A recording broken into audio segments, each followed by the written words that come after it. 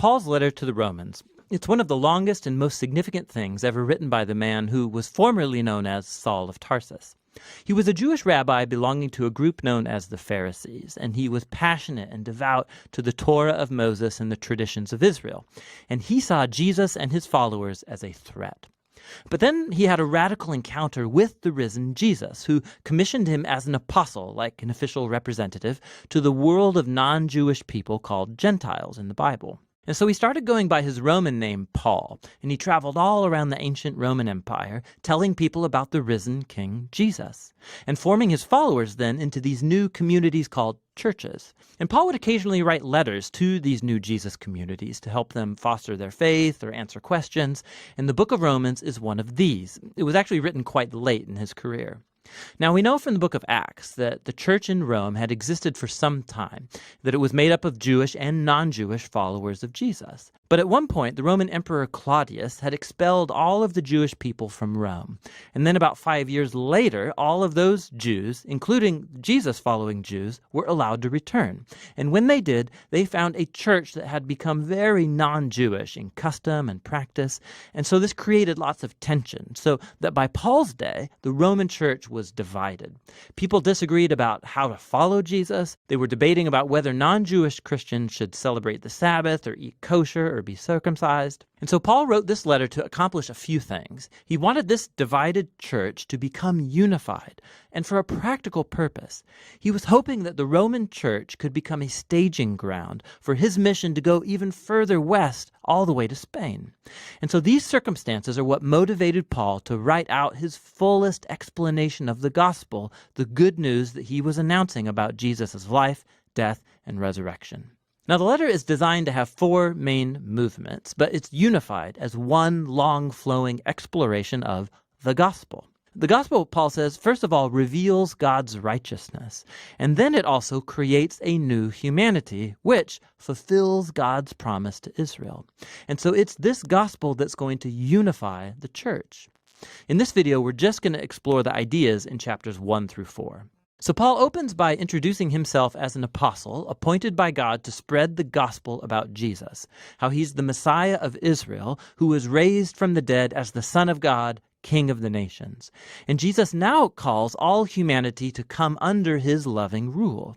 And Paul says this good news about King Jesus is, first of all, God's power to save people who trust in him, and second, that it reveals God's righteousness.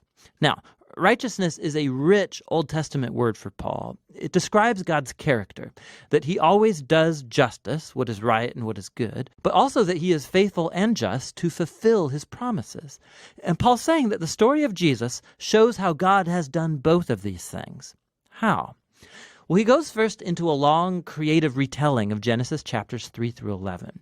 He shows how all the Gentile world, all the nations, have become trapped in the spiral of sin and selfishness. The human heart and mind are broken, Paul says. We've turned away from God to embrace idolatry, which means finding ultimate significance in created things and then giving ultimate allegiance to these things that are not God. This results in a distortion of our humanity and destructive behavior. And so what's left is a humanity that stands guilty as charged before a just and righteous God. To which the people of Israel might say, well, it's a good thing then that God chose our people out from among the nations. He saved us out of slavery in Egypt. He gave us the laws of the Torah, like the Sabbath and eating kosher and circumcision. And these all together show us how to live as God's holy people. But, Paul says, not so fast. He recalls the storyline of the Torah and of the rest of the Old Testament, which shows that Israel was just as sinful and idolatrous and morally broken as the rest of humanity. Israel is actually more guilty than the Gentiles, Paul says, because they have the Torah. They should know better. And so, Paul concludes, all humanity, Gentiles, Israelites, are hopelessly trapped and guilty before God. But that is not the final word.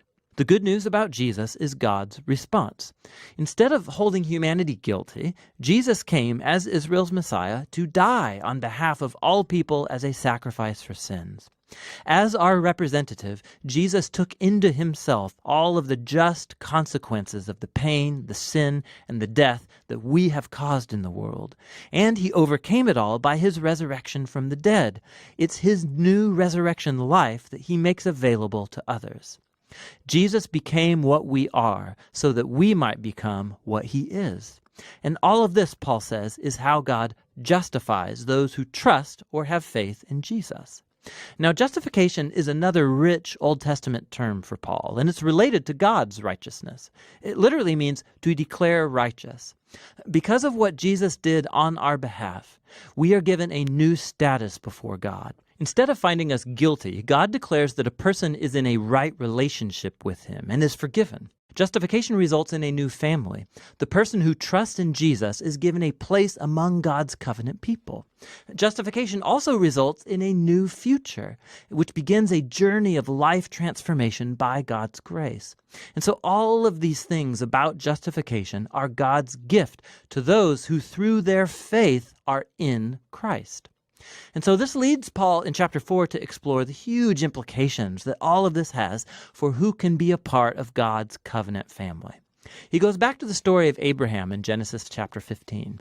Before any of the laws of the Torah were given to Israel, Abraham was justified or declared righteous before God. How? Well, God promised that Abraham would become a father of a large multi-ethnic family that would receive God's blessing. But he and his wife Sarah, they were really old. They had never been able to have children.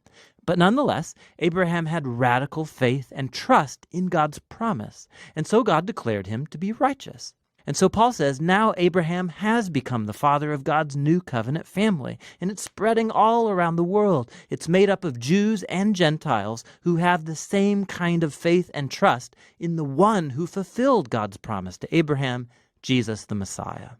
So let's pause and summarize Paul's main ideas here in chapters 1 through 4, because they're the foundation for understanding the rest of the letter. All humanity is hopelessly trapped in sin and needs to be rescued.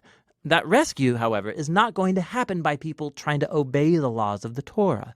Rather, God's righteous character has moved him to rescue the world through Jesus' death and resurrection, so that he could create that multi-ethnic family of Abraham based on faith as his own new covenant people.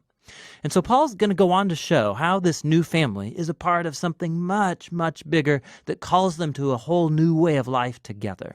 But it's all going to be rooted in these core ideas explored in chapters 1 through 4 of Paul's letter to the Romans.